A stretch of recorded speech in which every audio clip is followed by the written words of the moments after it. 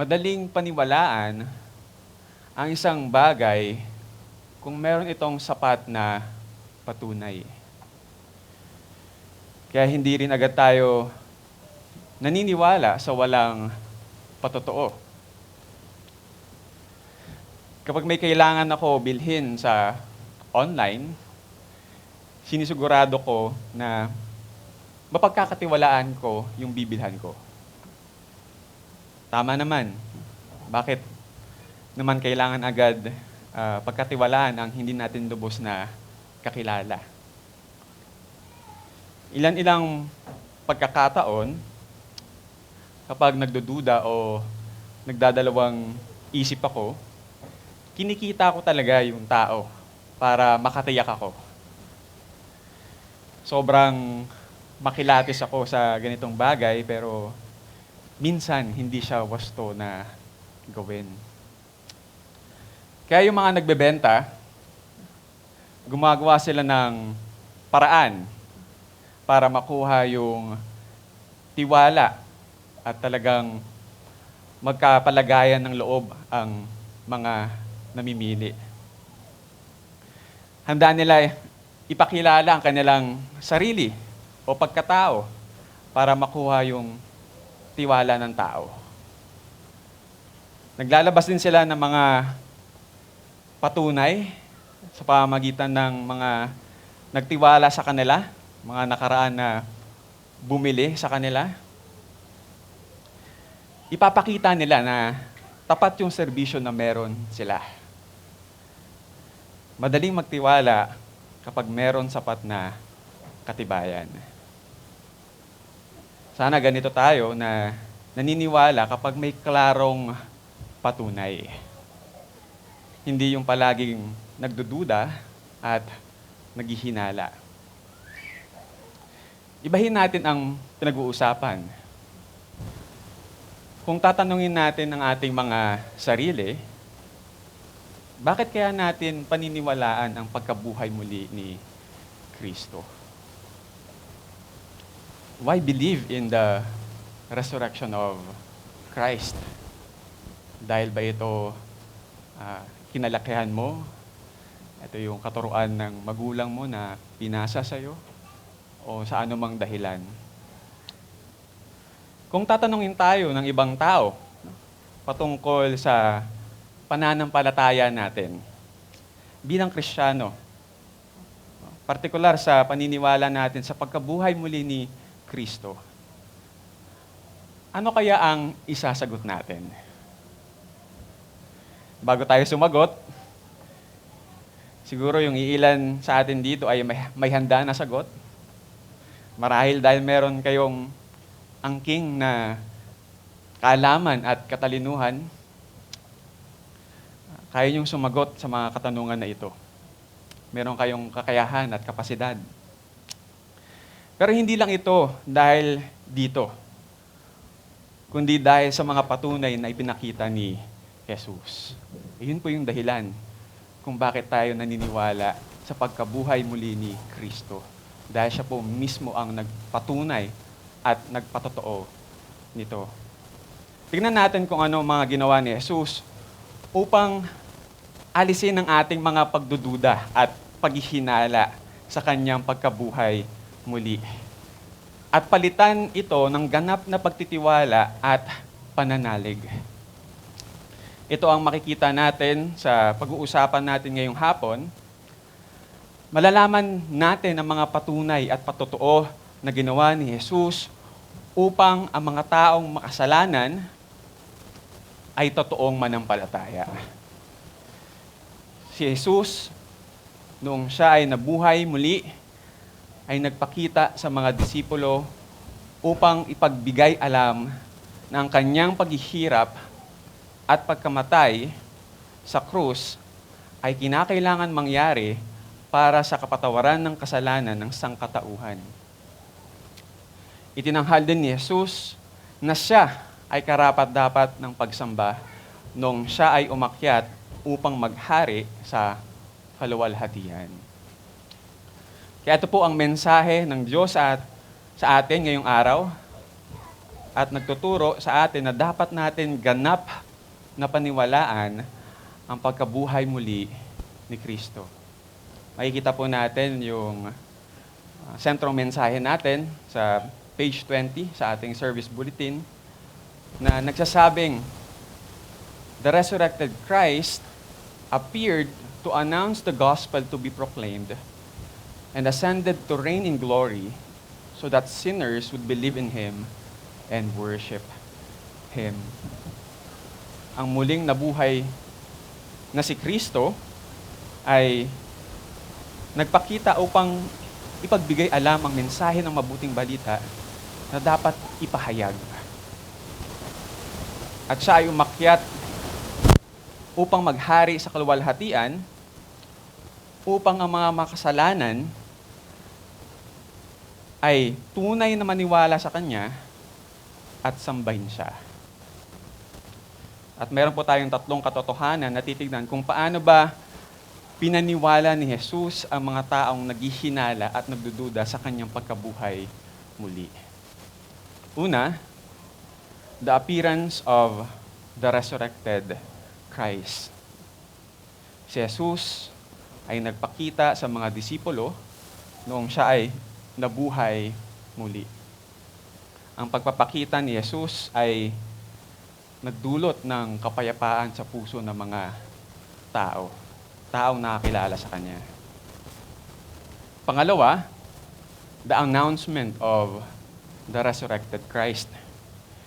Ipinaalam ni Jesus ang mensahe ng mabuting balita at kung paano niya isinakatuparan ang pangako ng salita ng Diyos. Ang Panginoon ang nagbubukas ng isipan ng tao upang maliwanagan at maunawaan natin ang katotohanan patungkol sa Kanya. Pangatlo, the ascension of the resurrected Christ.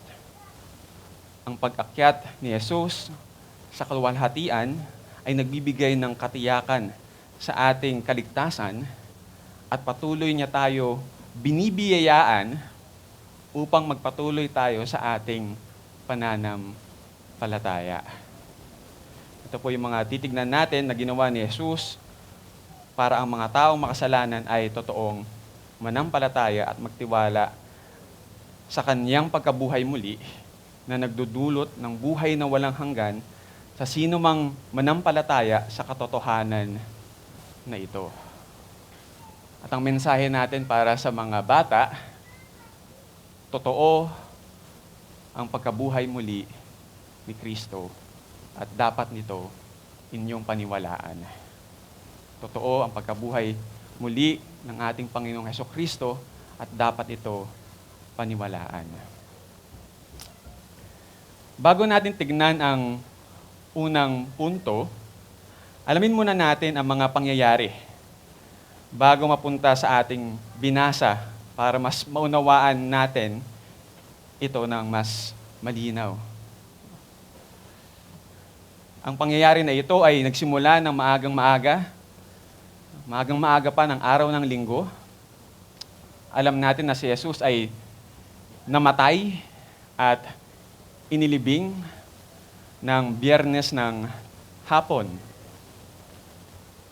3:00 ng hapon.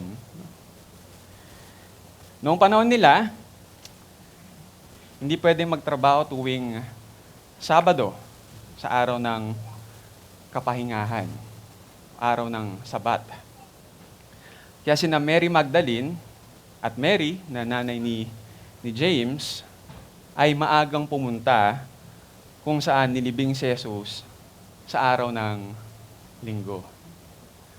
Nalaman na po natin ito kaninang umaga, no? Na nakita natin yung mga pangyayari na ito. Pero tignan po natin saglit upang mas maintindihan po natin yung pag-aaralan natin ngayong hapon.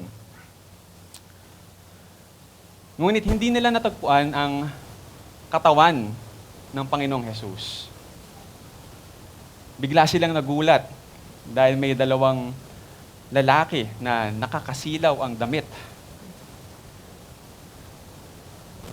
At nagpaalala sa kanila kung ano ang sinabi ni Jesus. partikular, sabi po nila dito, ang anak ng tao ay kailangang ipagkanulo sa mga makasalanan at ipako sa krus at sa ikatlong araw ay muling mabubuhay. Ang nangyari po, inalala ito nila Mary Magdalene at Mary, nanay ni James, at ikwinento sa mga apostol. Pero ang mga apostol ay hindi agad naniwala. Pero si Peter, dahil porsigido po siya na malaman itong katotohanan na ito, siya pa rin po ay pumunta sa libingan ni Jesus upang tignan ito. Ngunit wala siyang nadatnan, wala po siyang natagpuan. At siya ay namangha at bumalik. Pagkatapos ito ay nagpakita si Jesus sa road of Emmaus, kung saan ipinag-alam niya ang nangyari. At pinatotohanan niya na kinakailangan ni Kristo sapitin ang paghihirap at pagkamatay bago siya pumasok sa kanyang kaluwalhatian. Pinakain sila ni Jesus ng tinapay at nabuksan ang kanilang isipan. Sabi nga po ni Cleopas, isa sa mga lalaki na kinausap ni Jesus, nag-aalab ang kanilang puso nung kinausap sila sa daan at ipinaliwanag sa kanila ang kasulatan. Ito po yung mga nangyari bago ang binasa natin. Ang mga nangyari na ito ang pinag-uusapan nila. At biglang nagpakita sa kanila si Jesus sa kanilang kalagitnaan. Ang Panginoong Jesus na nabuhay muli ay nagpakita sa kanyang mga disipulo at sa mga apostol upang tanggalin ang kanilang mga pagdududa, paghihinala, at bigyan sila ng kapayapaan sa kanilang mga puso. Nang sa gayon ay tunay silang magtiwala at manampalataya. Sinamahan pa ni Jesus ang mga ito, pinakita ang kanyang mga kamay at paa, hinawakan at kumain. At tingnan po natin yung unang punto, no? The appearance of the resurrected Christ. Basahin po natin muli. Sabi po rito, as they were talking about these things, Jesus himself stood among them and said to them, "Peace to you." But they were startled and frightened and thought they saw a spirit. And he said to them, "Why are you troubled? And why do doubts arise in your hearts? See my hands and my feet, that it is I myself. Touch me and see, for a spirit does not have flesh and bones as you see that I have." And when he had said this, he showed them his hands and his feet. And while they still disbelieved for joy and were marveling, he said to them, "Have you anything here to eat?" They gave him a piece of broiled fish, and he took it and ate before them.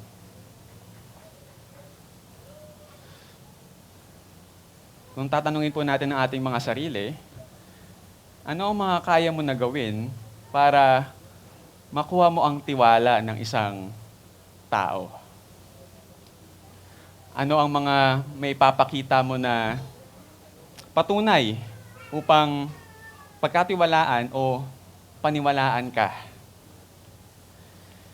Isa siguro sa pwede natin gawin o kailangan natin gawin ay palagi tayong magpakita o intentional na binibigay natin ang ating mga sarili para makasama natin sila. Naglalaan tayo ng oras at panahon para makilala ang isa't isa. Malaking bagay na lagi tayong nagkikita at nagkakasama para mabuo yung tiwala. Importante rin yung pangangamusta, simpleng pangangamusta kung saan pwede mailabas ng isang tao yung nilalaman ng kanyang puso. At pwede natin siyang tulungan pasanin ang kanyang problema. At mahalaga sa ating Pilipino, no, ang kasama natin sa hapagkainan. Kasama natin kumain. Ang dami pala kailangan gawin para tunay na pagkatiwalaan ka. Ito po yung ginawa ni Jesus. Noong nabuhay siya muli para maniwala at manampalataya ang mga tao. Tignan natin kung ano yung mga ginawa ni Jesus upang magtiwala ang mga tao sa Kanya. Noong nag-uusap ang mga apostol, biglang nagpakita si Jesus sa kanilang kalagitnaan na nagsabi, "Sumainyo ang kapayapaan."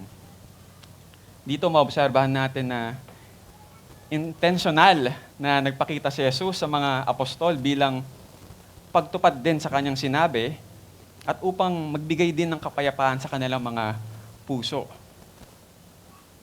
Marahil may pagdududa ang mga apostol, pero bakit kaya sinabi ni Jesus na sumainyo na ang kapayapaan? Peace be with you. Ano kaya ang iba pang dahilan kung bakit nangangamba at natatakot ang mga apostol? Sa mabuting balita ayon kay Juan, or the Gospel according to John, ay merong karagdagang detalye kung ano ba ang buong dahilan ng kanilang pangangamba at pagdududa. Basahin natin ang John chapter 20, verse 19. John chapter 20, verse 19, ito po yung sabi, "On the evening of that day, the first day of the week, the doors being locked where the disciples were for fear of the Jews, Jesus came and stood among them and said to them, 'Peace be with you.'" Isa rin pala sa dahilan kung bakit natatakot ang mga disipulo ay dahil sa tangkang gawin ng mga Hudyo sa kanila. Dito pa lang makita natin na may panganib at paghihirap na naranasan ang mga naniniwala kay Jesus. Kaya ganun na lamang po yung pagbibigay ng ating Panginoong Jesus ng kapayapaan sa kanilang puso. Nang siya po ay namatay, akala po ng mga disipulo ay hindi na nila makakasama muli si Jesus. At di lang po yun, no? Sila nga po ay uusigin ng mga Hudyo dahil sa kanilang pananampalataya kay Jesus. Kaya gano'n na lamang po yung takot at pangamba na meron po sila. Sinarado nga po nila yung pinto, para makasigurado na walang makapasok, walang makarinig sa kanilang mga pinag-uusapan. Dahil ayaw po nila na sila po ay makita at marinig ng mga Hudyo. Pero kahit po nakasarado yung pinto, kahit po nakasarado yung pinto, sa hindi po natin malaman na dahilan, ay nakapasok po si Jesus. Siya po ay nakarating sa kalagitnaan nila upang magbigay ng kapayapaan sa kanilang puso. Sila sarado ng pinto dahil hindi sila nagtitiwala sa ibang tao. Ngunit si Jesus ay nakagawa ng kapamaraanan upang makapasok at magpakita sa kanyang mga disipulo. Isa rin na magandang detalye na dapat natin tignan na ito ay nangyari kinagabihan ng linggo. Ibig sabihin po, ito yung unang Lord's Day PM service.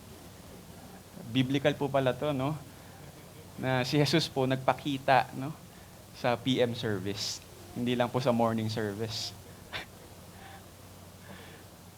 Ganun na lamang po yung pagnanais ng ating Panginoong Jesus na ipakilala ang kanyang sarili. Na sa araw na iyon, unang araw ng linggo, kung saan maraming gagawin, babalik sa kanilang mga rutina, nandun po si Jesus. Magbibigay ng kapayapaan sa kanilang kalagitnaan. Hindi lang po yun, no? Dito niya rin po pinatotohanan, no? Kung saan nagpakita si Jesus at pinatotohanan lahat ng patungkol sa Kanya na nakikita sa kasulatan. Sa ganitong kapamaraanan, nagpakita si Jesus at nagpawi ng pangamba ng mga tao. Balikan po natin yung Luke chapter 24 sa verses 37 to 39. Dito mas binigyan pansin na natakot ang mga disipulo noong nakita nila si Jesus. Ba't kaya sila natakot nung nakita nila si Jesus? Ang sabi nga ni Jesus, mapasa inyo ang kapayapaan. Ang mga disipulo, napatigil sila at natakot sapagkat ang akala nila ay nakakita sila ng espiritu o ng multo. Sila ay nasurpresa. Sila ay hindi makapaniwala na si Jesus ay nabuhay muli. Sila ay natakot dahil may pagdududa sa kanilang mga puso. Maraming beses na rin natin ito nakita na sa tuwing sila ay natatakot, ang problema talaga ay ang kanilang puso na nagdududa. Nakita po natin nung bumagyo at si Peter po ay nagduda.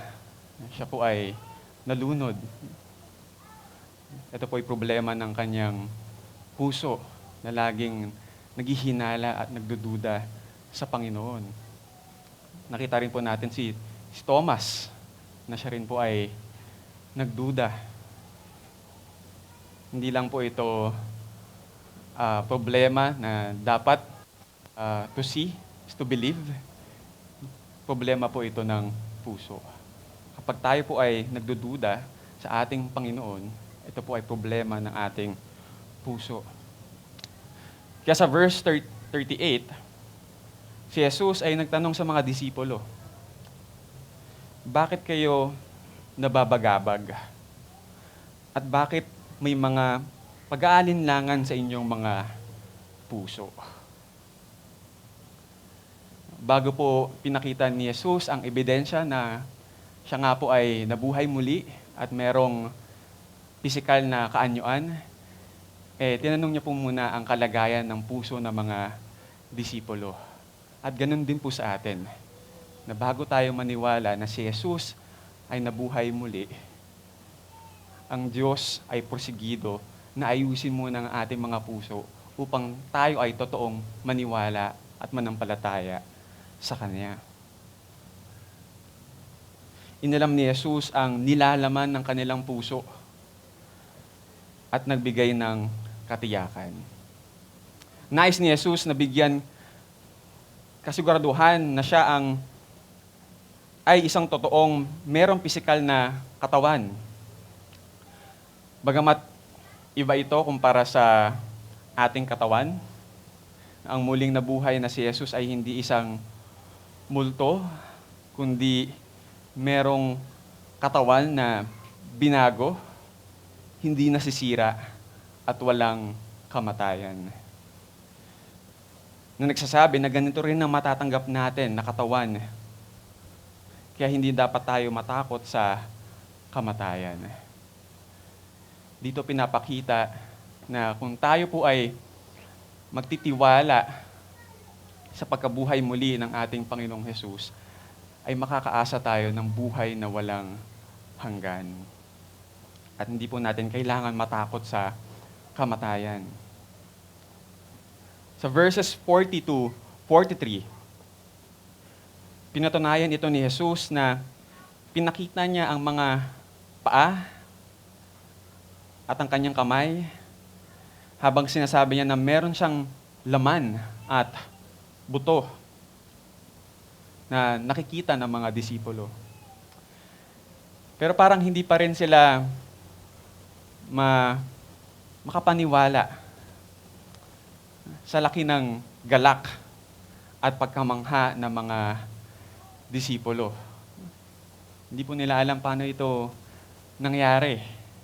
Meron po silang konsepto patungkol sa pagkabuhay muli, pero ito po yung una nilang experience. Nakita nila na isang tao ay nabuhay muli.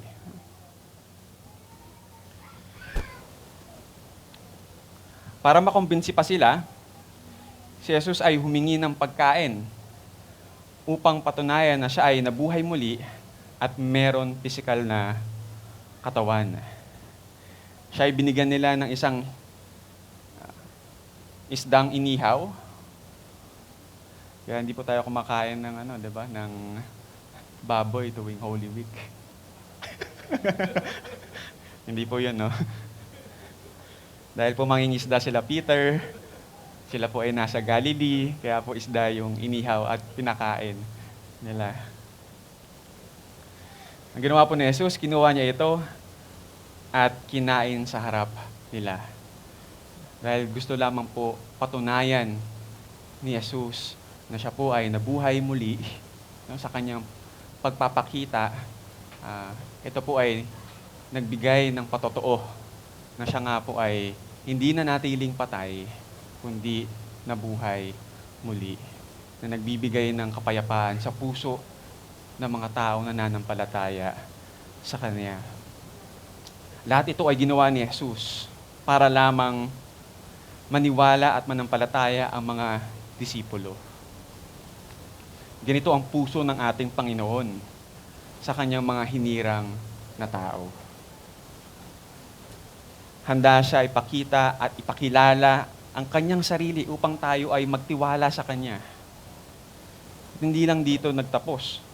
Sa pagpapakita ang kanyang pagpapatunay, kundi si Kristo ay nagpatuloy magpatotoo sa pamamagitan ng pagtuturo ng kasulatan.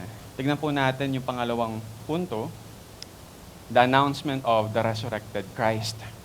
Sabi po rito, then he said to them, "These are my words that I spoke to you while I was still with you, that everything written about me in the law of Moses and the prophets and the Psalms must be fulfilled." Then he opened their minds to understand the scriptures and said to them, "Thus it is written that the Christ should suffer and on the third day rise from the dead, and that repentance for the forgiveness of sins should be proclaimed in His name to all nations, beginning from Jerusalem. You are witnesses of these things." Kung meron tayo gustong patunayan sa isang tao, madalas ay nais natin silang sumang-ayon sa atin sa pamamagitan ng pagpapaliwanag. Nais natin na ipaintindi yung sinasabi natin. Kung kinakailangan, ipinapaalala natin ang mga nasabi natin at ginagamit natin ito bilang ebidensya, patotoo o patibay. Sa ganitong paraan, mas lalong pinatunayan ni Jesus ang kanyang ginawa, partikular sa kanyang paghihirap, pagkamatay, at pagkabuhay muli. Pinaalam ni Jesus ang mensahe ng mabuting balita at kung paano niya isinakatuparan ang pangako ng salita ng Diyos. Ang Panginoon ang nagbubukas ng isipan upang maliwanagan at maunawaan natin ang katotohanan patungkol sa Kanya. Sa salita ng Diyos, dapat tayo lumapit kung meron tayong gustong malaman at totoong makilala kung sino ba ang ating Panginoon.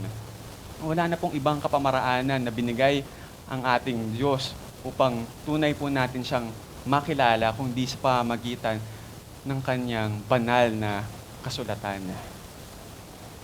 Ang banal na kasulatan, ang Biblia, ay hindi lamang para magkaroon tayo ng maayos na buhay, tayo ay maging moral na tao, kundi Ang pinakapangunahing gawain nito ay tunay natin makilala kung sino ba ang Panginoon. Kaya ganun po yung ginawa ng ating Panginoong Jesus. Pinakita niya sa kanyang mga disipulo sa Old Testament na lahat ito ay nagpapatungkol kay Kristo. Nagpapatungkol sa Kanya. Pinalam ni Jesus ang mensahe ng mabuting balita at kung paano niya ito tinupad. Pinapaalalahanan ni Jesus ang kanyang mga disipulo sa kanyang mga sinabi noong kasama pa nila siya. Na dapat matupad ang lahat ng nasusulat tungkol kay Jesus sa kautusan ni Moises, sa aklat ng mga propeta, at sa aklat ng mga awit. Ulit po, ang konsepto ng pagkabuhay muli ay makikita rin sa Old Testament. Sa pinakaluma na libro sa Old Testament, sa Book of Job, may katanungan si Job patungkol sa pagkabuhay muli. Makikita natin dito sa Job chapter 14 verses 14. Sabi po dito ni Job, "If a man dies, shall he live again?" Kung ang tao ay mamatay, siya kaya'y muling mabubuhay. Nakita natin na meron ng katanungan patungkol sa pagkabuhay muli. Sa Book of Psalms, sinabi ni David sa Psalm chapter 16, verse 10, sabi po rito, "For you will not abandon my soul to Sheol, nor will you allow your Holy One to undergo decay." Natitiyak ni David na ang kanyang sariling pagkabuhay muli ay sigurado dahil alam niya na hindi hahayaan ng Diyos ang kanyang mga mahal o hinirang o ginawang matuwid ay maagnas o mamatay. Ang muling pagkabuhay ng Mesiyas ay ang batayan ng muling pagkabuhay ni David. Ganon din sa atin. Makakaasa tayong mananampalataya ay merong buhay na walang hanggan. Dahil nakita natin ito sa pagkabuhay at sa pagkamatay at pagkabuhay muli ng ating Panginoong Jesus. Makikita natin ito sa Isaiah chapter 26 verse 19. Sabi po dito, "Your dead shall live, their bodies shall rise. You who dwell in the dust, awake and sing for joy."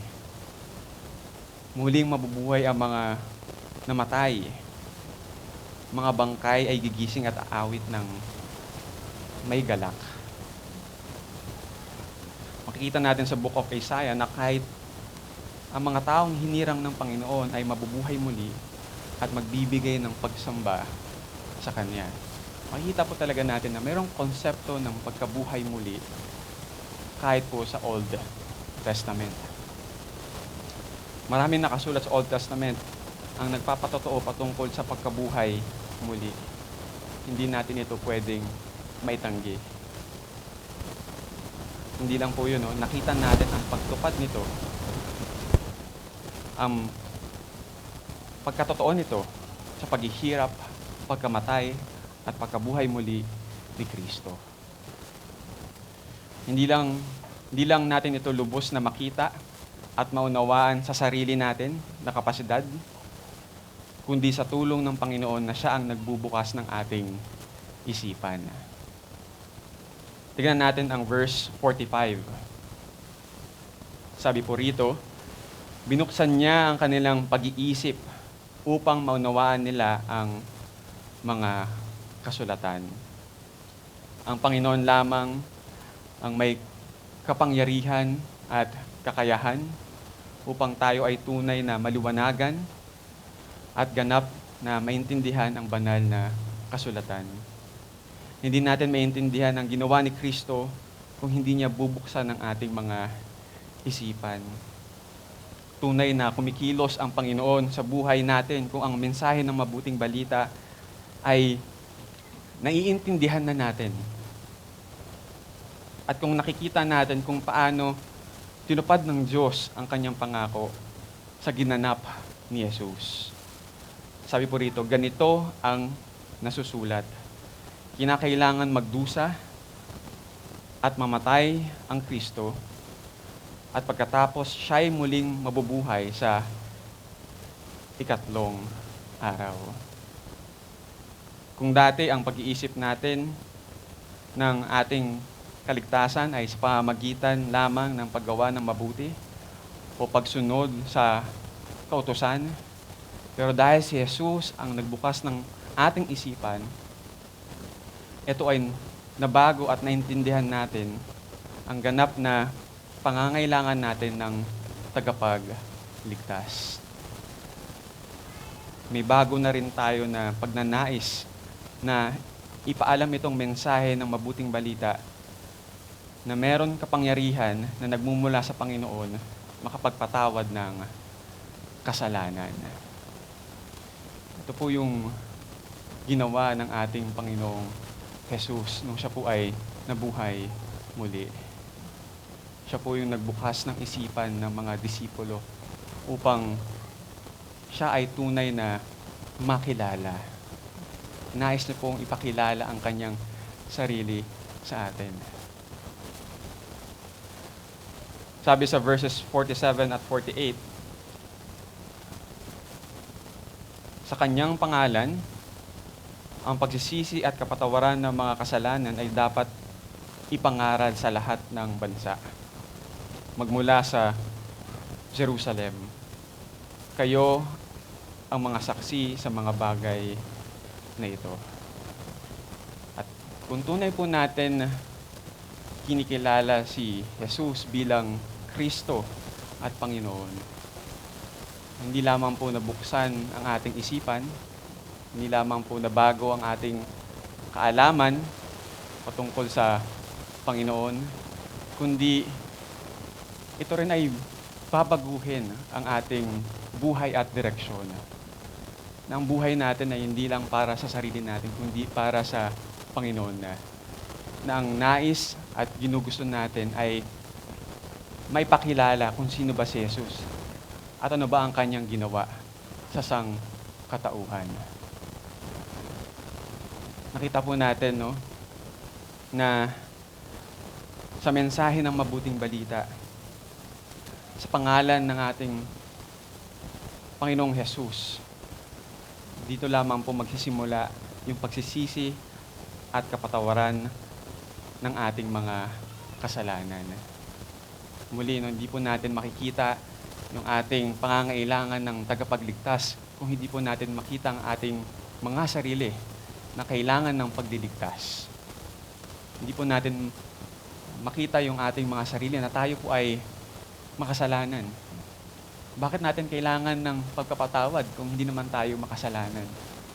Kailangan po muna natin makita na tayo po ay makasalanan nang sa gayon makita po natin yung kagandahang loob at kahabagan ng ating Panginoong Jesus na handa po niya tayong patawarin sa lahat ng ating kasalanan at linisin tayo sa ating mga hindi makatuwiran na gawain. Pero kahit po yung pagtanggap nito ay hindi natin kakayanan, kundi gawain pa rin ng ating Diyos.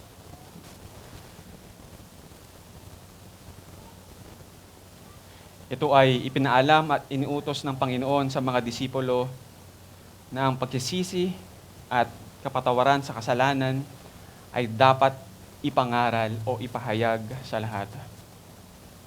At ito lang ay mangyayari sa tulong ng banal na Espiritu. Tignan natin ang huling punto, the ascension of the resurrected Christ. Sabi po rito, "And behold, I am sending the promise of my Father upon you. But stay in the city until you are clothed with power from on high." And he led them out as far as Bethany, and lifting up his hands, he blessed them. While he blessed them, he parted from them and was carried up into heaven. And they worshiped him and returned to Jerusalem with great joy and were continually in the temple blessing God. Ang mga pangyayari na ito ay nagpapatunay na nangyari ang mga sinabi ni Jesus. Alam natin na nabanggit din ni Jesus na isusugo o ipapadala niya ang pangako ng Ama sa kanila. Tumutukoy sa banal na Espiritu na magbibigay kalakasan sa mga disipulo upang masunod ang kautusan at kalooban ng Diyos. Makita natin dito ang pagkilos ng Trinity o banal na sangtatlo upang ang makasalanan ay ganap na manampalataya at magkaroon ng kaligtasan. Hindi nila magagawa ang gawaing tinawag ni Jesus sa kanila maliban kung sila ay pagkalooban ng kapangyarihan mula sa taas. At ang kapangyarihang iyon ay darating sa pamamagitan ng banal na Espiritu. At sa pagdating ng banal na Espiritu, sabi po rito, dapat silang mamangha.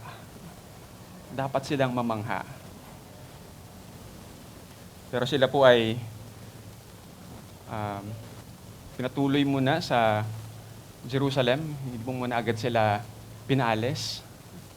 Hinintayin po muna nila na bumaba ang banal na Espiritu na ito ay totoong manahan sa kanila nang sa gayon magawa nila ang kalooban ng Diyos. Pero hindi lang po yun, no? Makita po natin dito yung dakilang katapatan ng ating Panginoong Jesus. Dahil sa kanyang pag-akyat sa kaluwalhatian, ay tinaas niya ang kanyang kamay at biniyayaan ang mga disipulo. Meron pong benediksyon, no? Nang sa gayon, magawa nila yung inuutos ng Panginoong Jesus. Kaya ginagawa po natin yung benediction, hindi po ba? Nang sa gayon, magawa at masunod po natin yung inuutos sa atin ng salita ng Diyos. Natotoo natin maisabuhay ang utos ng Panginoon at may pakita si Kristo sa ating mga buhay. Hindi po natin ito magagawa ng ating sarili lamang. Sa verse 51, sabi po dito, while he blessed them, he parted from them and was carried up into heaven. Ipinakita po ito upang patunay na si Jesus ay nabuhay muli, kundi siya rin po ay umakyat sa kanang luklukan ng Ama. Siya po ay umakyat sa kaluwalhatian. Sabi po ni Philip Ryken, mahirap pong paniwalaan ang pagkabuhay muli ni Kristo kung hindi po nangyari ang pag-akyat ni Jesus sa kaluwalhatian. Ito po yung buong mensahe ng mabuting balita. Dahil ganun din po yung kaligtasan na matatamasan natin sa Panginoong Jesus kung tayo po ay totoong manampalataya sa Kanya. Tayo po ay mabubuhay muli kasama siya sa walang hanggan. At di lang po yun, no? Binigyan pa tayo ng Panginoon ng bigyan tayo ng Panginoon ng pribilehiyo na siya po ay masamba. At yung puso po natin na nagdududa ay mapalitan ito ng kagalakan, kapayapaan at kagalakan. Ito po yung resulta ng isang taong totoong nakilala kung sino si Jesus at pinaniwalaan na siya po ay nabuhay muli. Sila po ay nagpatuloy na magbigay ng pagsamba at pagpupuri sa Panginoon. Ang ganda po nito, no? Ang ganda pong larawan na ito na bago po sila magpatuloy sa kanilang misyon, sa kanilang gawain, sila po muna ay bumalik sa templo at nagbigay ng pagsamba sa Diyos. Sana ganito po yung nangyayari sa atin, na dahil po tayo ay tapat at porsigido na bigyan ng pagsamba ang Diyos sa ating simbahan, makikita rin po ang ating mga buhay na sumusunod sa kautusan ng Diyos na ipalaganap ang mensahe ng mabuting balita kung saan man niya tayo inilagay. Ito po yung mga patotoo at patunay na ginawa ng ating Panginoong Hesus upang tayo ay tunay na maniwala at manampalataya sa Kanya. Tanggalin ang lahat ng pagdududa at paghihinala sa ating puso. Nais niya pong ipakilala ang Kanyang sarili sa atin. At lagi po siyang nagpapakita, tuwing tayo po ay sama-sama na nagbibigay ng pagsamba sa Kanya, sama-sama na nag-aaral ng Kanyang salita. Ang presensya po ng ating Panginoong Hesus ay nasa ating kalagitnaan. Dahil po siya ay nabuhay muli at umakyat sa kawalhatian. Ito po yung katanungan ko kanina. Na kung tatanungin natin ang ating mga sarili, bakit kaya natin pinaniniwalaan ang pagkabuhay muli ni Kristo? Why believe in the resurrection of Christ? Na sana po nabago po ang ating mga sagot, na hindi po dahil sa atin, kundi dahil sa Kanya. Na siyang nagbukas ng ating isipan, na siyang ganap na ipakilala ang Kanyang sarili sa atin. Hindi po dahil sa ating karunungan at katalinuhan, kundi sa ating Panginoong Hesus na tapat na magpakita at magpakilala. Kaya kung tatanungin tayo ng ibang tao patungkol sa pananampalataya natin bilang Kristiyano, partikular sa paniniwala natin sa pagkabuhay muli ni Kristo, ang natatanging sagot natin ay dahil sa Kanya. Dahil siya ang nagpatunay at nagpatotoo na siya ay nabuhay muli. Kaya, church, ito po yung nangyari nung si Jesus, ating Panginoong Hesukristo, nabuhay muli, nagpakita at umakyat sa kawalhatian. Tayo po ay manalangin.